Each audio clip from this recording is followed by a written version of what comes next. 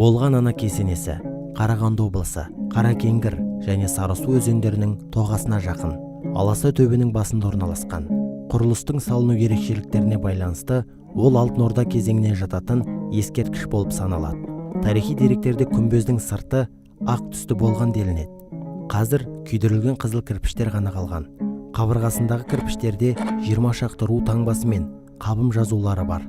Аңыздар бойынша болған ана Жошы ханның қызы не келіні десе, келесі бір аңызда осы төңіректе шамамен 15 ғасырдың басында болған есімді билеуші әйелдің өмір сүргендігі жайлы мәлімет береді. Соңғы жылдарда жүргізілген археологиялық зерттеулер барысында кесенеде 13 ғасырда өмір сүрген орта жастағы әйел адамның жатқандығы және алтын сырғасы, тостағы, салтанатты киім-кешегі қоса жерленгендігі анықталып отыр.